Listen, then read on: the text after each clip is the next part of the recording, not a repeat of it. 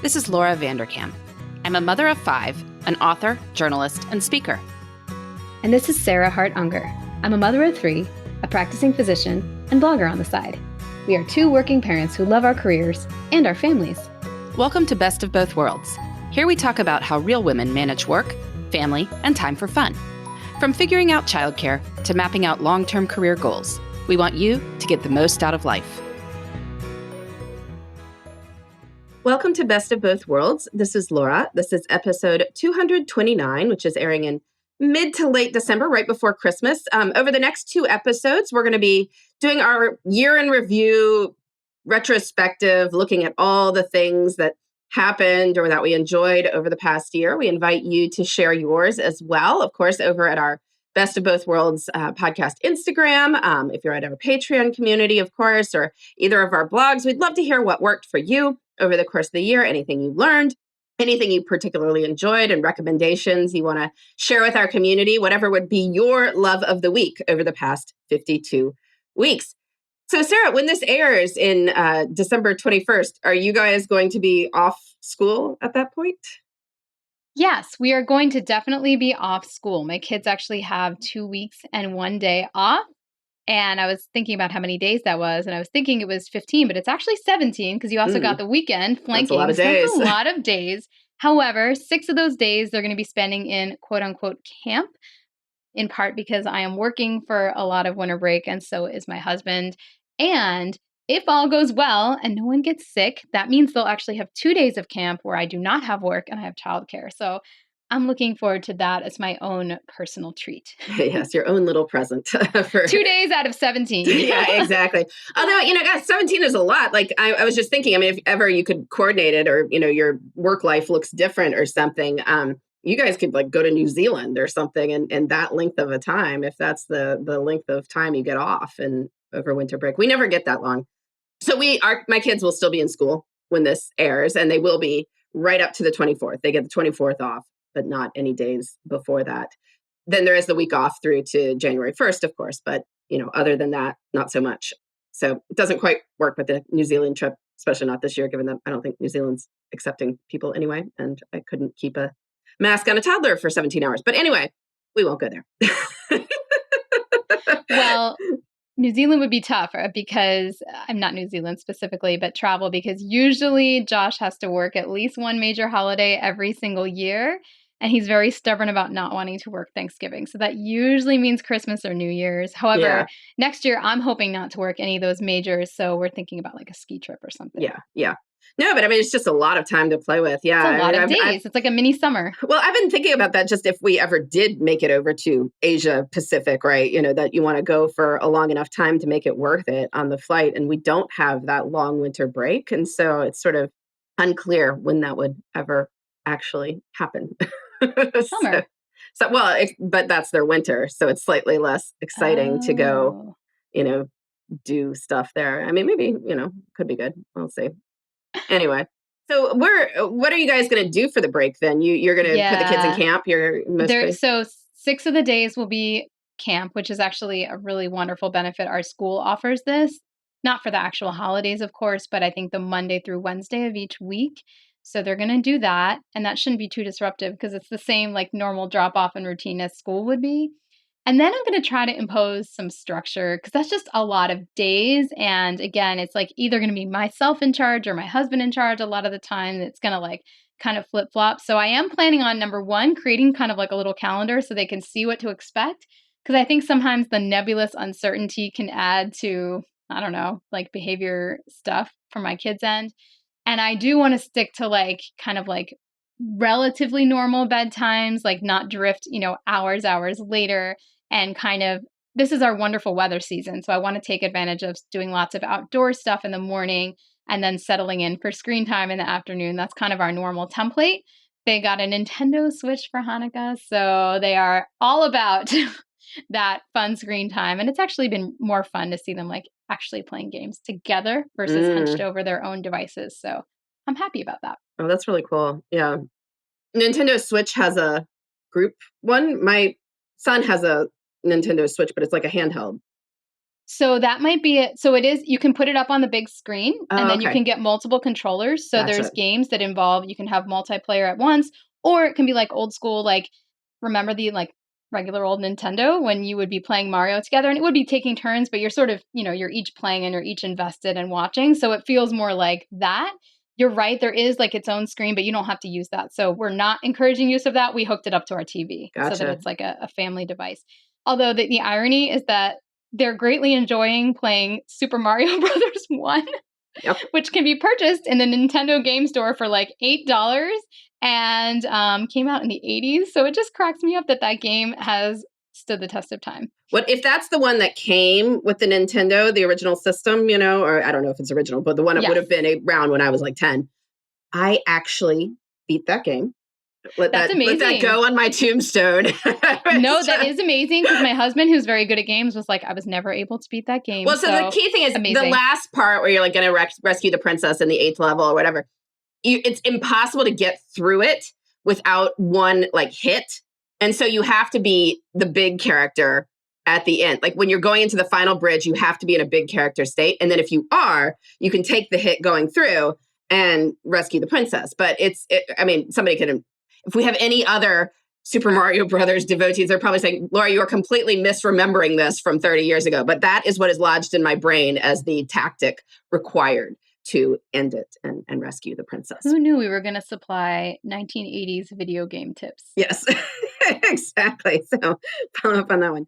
Yeah, so I don't know. Well, getting ready to move. I will be doing a lot of driving boxes of stuff over to the house. We may do an episode on moving at some point, but suffice to say, even if you hire movers, it's almost impossible to outsource everything when you have a large household. Like I'm not saying that a couple with one apartment, 2-bedroom apartment couldn't manage to get everything. But in our case, they won't take stuff like live plants. So you either have to chuck the plants or move them yourself, right? A lot of stuff that just doesn't make any sense for a mover to pack up carefully. It's just like little toys. But if there's a bin of toys, they're going to wrap each one individually and put it in a box. And that's just, it makes no sense. Like I should just, the two of us will put it in our trunks and drive it over and put it in the basement and deal with it later. So that will occupy a reasonable chunk of, the time over Christmas break. Haha. Merry Christmas. I am also hoping to declutter in preparation for the move during break, and I'm trying to jazz the kids up about that. Yeah. So I may be on top of video games from the 1980s. However, I am a lot less on top of pop culture from 2021.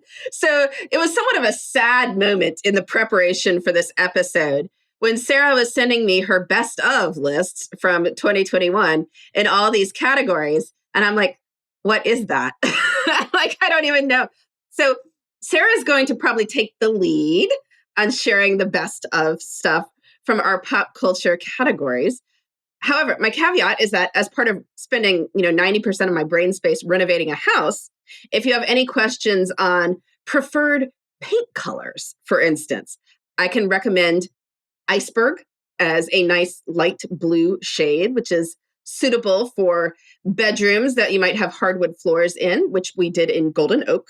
That was our stain. Navajo white is a very nice sort of warm white cream color, almost a bit of a yellow tint to it that is good for a neutral. That's a warm neutral if you're doing that in various spaces. I can recommend Cambria surface, for countertops. We went with the Ironsbridge for our counters. So if you're in the window market, I would recommend Pella's Architect series, the ones with the integrated roll screen. All right, now we can get to TV, which I know nothing about. Oh my goodness. The irony is I'm actually like, ooh, I might need to write those paint colors down. I don't know about the rest of the audience, though. Hopefully there's some people that applies to. All right. So yes, today's episode is going to be more like pop culture and product favorites for the year. And then next week, you're going to hear a little bit more like personal year in review type stuff, just to clarify that.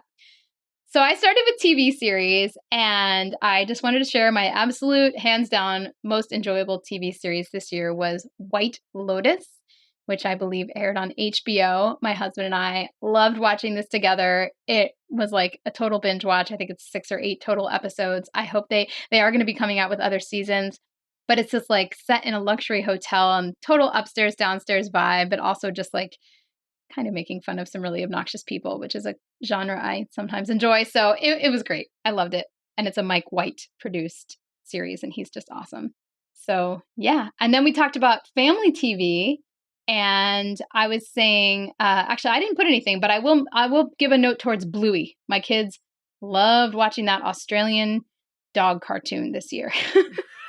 I have not watched it. Do you need to be like more 7 years old to watch it, or is it? No, Genevieve likes. Okay, good to know. So I have been reasonably impressed with Cocomelon over the course of the past few months. I've gotten into the family dynamic, the mommy and daddy.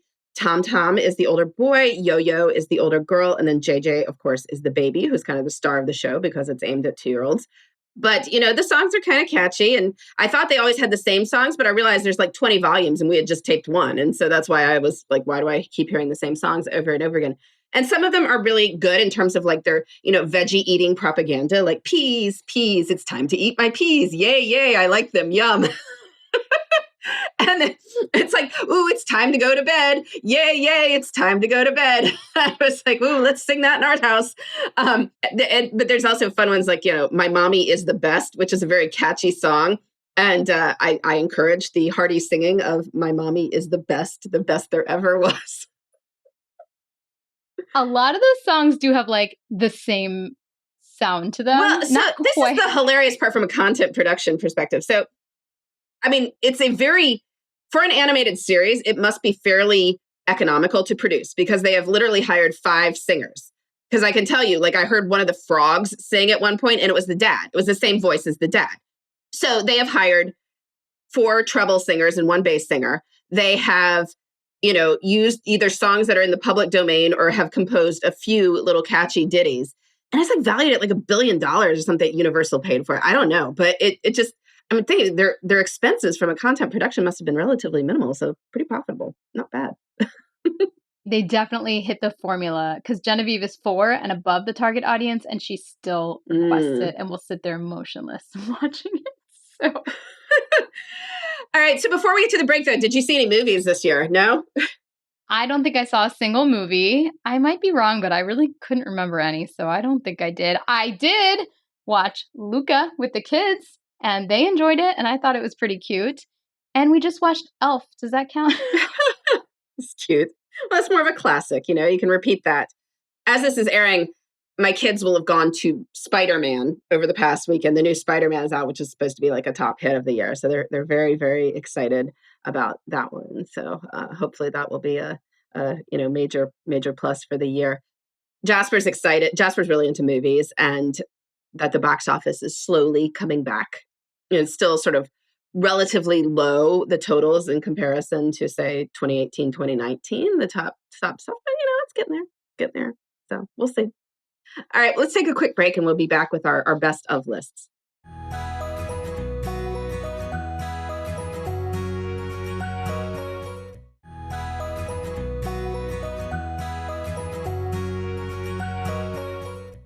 Well, Sarah and I are back with our 2021 best of lists, which, as mentioned before, I'm somewhat pathetic in this, in that I've consumed very little pop culture other than Cocomelon over the course of the past year. Sarah's been a bit better on this. So, people take heart once your children get slightly older. Maybe, just maybe, you can watch a television show. So, Sarah, how about the podcast category other than Best of Both Worlds? What would you recommend? So many podcasts. I mean, this doesn't even scratch the surface of what I listen to. But probably my favorites, like the ones I get very excited when they pop up into my feed. I love No Stupid Questions with Angela Duckworth and Stephen Dubner. I listen to that like every weekend when I run. I just love it. And actually, there's a new Freakonomics series or podcast that came out this year called Freakonomics MD that very much like hits all of my sweet spot interests, and it's done really, really well with a host named Bapu Jenna. He's awesome and entertaining. I still love the Girl Next Door podcast for just conversation and fun. That's with Kelsey and Erica, and it's just like a really fun, light listen. And then I don't think I've missed an episode of Planners and Wine, which is an awesome planning podcast that comes out every week. I'm actually in their Patreon as well. Wonderful. Wonderful. So obviously, I'll put in a plug for Best Laid Plans, which is another excellent planning podcast. So if we have any listeners of Best of Both Worlds who have not yet checked out Sarah's Best Laid Plans, you should definitely do that. As a family, we listen to Wait, Wait, Don't Tell Me on long car trips. So, there's only like one episode a week. So if you've done multiple car trips, you kind of are behind. You only can get it for like 45 minutes. But, it's nice. And Michael and I can listen to it together and enjoy it. Sam listens to it. The little kids are usually watching a movie. So, I would not have if a 5-year-old was actually paying attention, it might maybe not be the best podcast for them to listen to. But for, teens and preteens and adults, it's pretty funny. So I enjoy listening to Peter Sagal and the rest of them on that. And of course, I still listen to the occasional episode of How to Money as well. I'm a bit behind on listening to those, but, I do occasionally listen to that as well. We love Joel and Matt. We've had them on the show too. All right, Sarah, how about music? Music. Okay, so I had a great time last week listening to the All Songs Considered Top Listener Picks of the Year episode. So if you're looking for just a great list of 20 pretty accessible artists and different genres that people liked this year, I highly recommend that episode. I definitely caught some of my highlights on that. I thought there was a lot of good music that came out this year. I think a lot of people were inspired during the pandemic and just did some really creative stuff. Currently, I'm listening to the new Brandi Carlile a lot. We're actually going to see her in concert next year, so I feel like I'm preparing. And then Casey Musgraves, I loved her latest release. And I have to admit, a runaway favorite that I did not expect is that I greatly enjoy the Lil Nas X album. So there you go. Would not have pegged that, but all right. That's excellent. And do you have a kids music favorite too? Like you listen to the Kids Bop or whatever it is? Well, my kids have finally embraced one real artist, although I think this band has a large kid following, but they're super into Imagine Dragons, like the new song Thunder. Oh my God, how many times would we play that in the car? But I'm just sort of happy that they have something that they're interested in that's quote real music. But I also really enjoy this kids album called Cats Sit on You by the Story Pirates. A lot of kids music is really annoying. This to me feels like a crossover between kids music and almost Broadway-ish. It has a show tune sound, and the woman especially has a great voice. So I definitely know a lot of the words in that album, and my kids really like it. And it's on Spotify. So yeah, Cats Sit on You by the Story Pirates. Excellent. We're just going to skip me here. Moving on to Sarah's best of beauty product. Beauty products you've discovered this year or have ramped up use of this year. I don't know. What was the best of in that category? Probably my Sunday Riley Good Jeans, which I ran out of and I actually miss. I feel like it's not common that I actually am oh my God, I have to get more. But I feel that way about this product because it's just very, very smoothing and seems to change my skin a little bit. I also learned that sadly, the really pricey, renowned vitamin C serums that a lot of people talk about, I can't stand the smell. I don't think I'm ever going to use vitamin C. I cannot get past it. It's multiple brands. I guess the real vitamin C has this smell that smells like old hot dogs. That is what it smells like. I can't. You don't want that on your face. So I'm just going to move on. I'll use retinol. I don't need vitamin C. It's fine. Oh, geez. Yuck.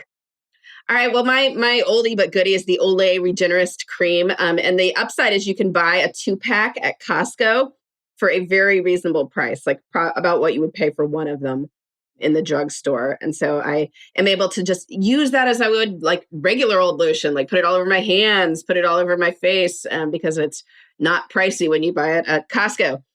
And then I started doing Botox again, which I don't know if Sarah's looking. I'm at the end of the 3 months. So I have to get it again probably in January. But so, I like it. I like Botox a lot. Sadly, this time they decided I needed a little bit more around my eye. And I think the needle just slipped or something. And I wound up with a bruise on one of my eyes that looked like I had, either makeup or something. Fortunately, it looked enough like makeup that I could put something of a smoky eye on the other side and it would look okay until it faded. Or else this was the phase when Henry was throwing blocks. So I could also just, must have been a block. So it's occasional downside of such things. There nothing is ever perfect. And I think the office is very good. It's just sometimes that happens. Well, I can vouch. I think it's an amazing technology, and I also endorse the benefits of these medical miracles that we have. All right. Next, clothing line. I know you're going to talk about your new goals, but I will say I am greatly enjoying the Madewell Perfect Fit Vintage jeans for those that want to venture out from the skinny jeans since they're no longer cool. This is a great pair. They're very comfortable. They're high-waisted. They're flattering. I actually have them in 2 sizes. One that's like looks really cute but doesn't feel amazing, and one that like is super comfortable. And you can imagine which pair I reach for more. But I really like the shape of them. I think they're just really well tailored. Madewell does a great job with jeans. Yeah, no, that's good. I will give a shout out to the general idea of a cowl neck in a sweater, that if you are wearing a sweater, but you want something that looks a little, fancier around your neck, that's often a way to do that without, having to do anything else, right? Like it's just a little texture, or a little shape around your neck, and it can make it look a little bit more put together than just a plain old sweater. But my actual aspiration for 2022 is to have a wardrobe that is worthy of my new closet, because we made really great his and hers, custom closets in this new house. And so hopefully I will be able to put stuff in it that will make me excited to get dressed. So that's a goal for the year. But in the meantime, I've been enjoying buying Bowden for Ruth and for some other little girls I know. It's just fun to buy little girl clothing from a very cute clothing company. I've been doing a lot of Under Armour for the boys, like teen and preteen boy clothes, just hard, hard, hard. Jasper's in men's sizes now, but still like getting stuff that's not, he doesn't want to look like an old man. So, like what's the teen boy look? And it seems to be a lot of athletic gear is what I've been figuring out. And so Under Armour seems to be the way to go on that. And then more and more of us in the family are wearing the American Giant hoodies.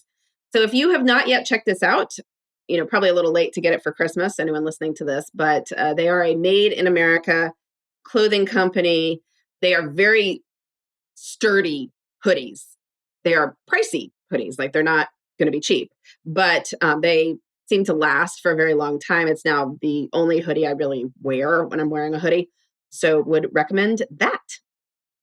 Josh has one of those, and they are very heavy. Mm-hmm. Like if you pick them up, I'm like they weigh like 3 pounds. So yeah, so they're maybe probably not also for nice and South warm. Florida, but if you are in a part of the world like Pennsylvania where you need something to wear for 3/4 of the year, including indoors, because you otherwise be chilly unless you've cranked the heat up to a point where you're sweating, then it's good to have those. All right, so you made a big tech acquisition. Yes, I actually had to look back because I was thinking about this category, and I had 2 tech acquisitions within the last like 14 months, but one of them was in 2020. And so my AirPod Pros, which I freaking love and like don't know why I waited so long to get them. I love, but I bought them in December 2020, so they don't count.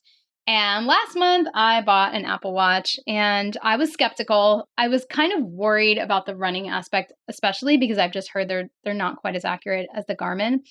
However, for me, it seems for my purposes of my very amateur running career here, it's accurate enough. I mean, maybe it would be different if I was like in a big city and it was going to read 1 mile as like 3 miles or something like that. But I'm mostly running in flat suburban Florida, and I don't think it's hard for GPS signals to get to the ground here. So it works well for running for me, and it is much more comfortable on my wrist. And very importantly, if anybody's in medicine and has to authenticate multiple times a day via the Duo app, I can do that on my wrist. So when I do certain prescriptions, I used to have to like run to get my phone from the office every time, and it would just like add minutes at a moment when I didn't want to. And now the signal makes it to my wrist and I just go accept. And it's like, I mean, it's a small thing, but for me, it's like, it took a very common annoyance out of my life. So even though that seems like a silly reason, that is one reason I really like it. And it also makes me feel like I need to be less tethered to my phone because I'm not going to miss stuff. Because the Garmin I had did have a Bluetooth connection, but it was rather tenuous. And so it was almost like I couldn't trust it. Whereas I feel like I can trust the Apple Watch receiving my phone's data. So yeah, it's really Nice. great. I like it. Well, if it saves you minutes every day, like that's a good purchase right there. Yeah, that sounds great. Yeah, our fun little tech acquisition, I don't know if it counts as tech, but we put in a theater room in the new house. And we tore up some of the attic area and made it into a theater room. And so we had got these 6 reclining theater chairs, which I guess what makes them tech is you have to plug them into the floor. So this turned out to be this whole thing that we wound up needing 6 outlets on the floor put in to get the theater seating put in. But it should be great. We have a big screen for, watching movies and can tilt back the seats. This was definitely a request from the 14-year-old, but should be fun. How about books? What have you gotten into? You're at 46, 47. Where are you now? I think I'm at 46, but I have 2 books that are mostly done. So I'm going to be at 48 soon. So I'm like, can I get to 50? Like a short book of poetry or something, right? No, seriously, I'm not going to pick up a 500-page tome right now. So yes, you got it.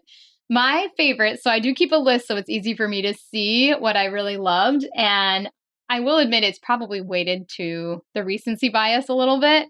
But my favorite novels were Greenwood by Michael Christie, which I read in May, and Homegoing by Yaa Gyasi, which I read, I think, in sometime over the summer. Both actually had a lot of similarities to them, like following multiple generations through time, one of them into the future and one of them way into the past. So kind of some parallels there, and both really well written and incredibly absorbing and engaging. So recommend both of those.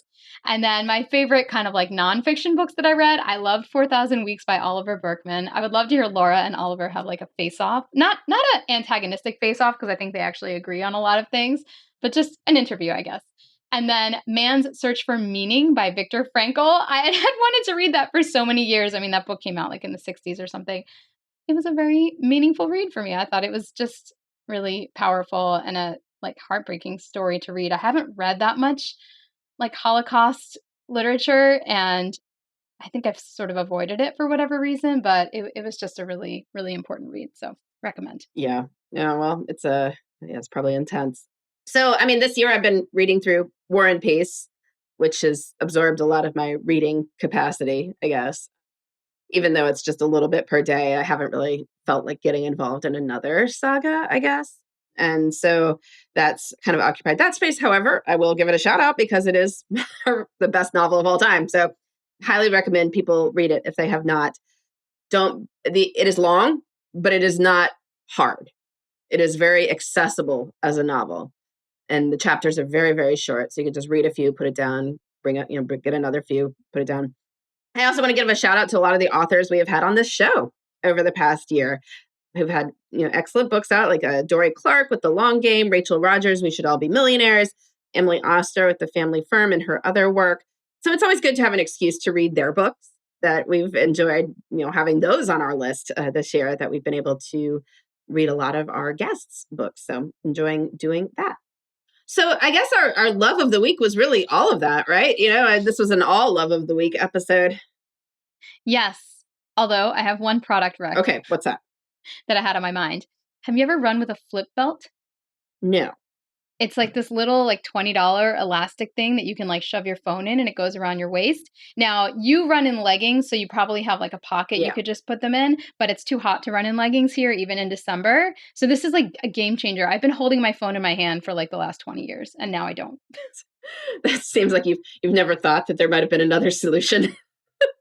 I just never like saw it as that much of a problem. And then one day I think I heard about it on like the Another Mother Runner site or something and was just like, I could order this for $20 and try it. And it does exactly what it's supposed to do. It holds your phone in place. It does not bounce. And you can just throw it in the wash and it's great. So that's my love of the week. Yeah. No, my leggings have a side, the ones I buy have side big pockets. I mean, I sort of look like a camel with stuff shoved in there, but whatever, I don't care. I mean, I'm not, trying to look cute in the gym or anything. I'm out running. So there we go.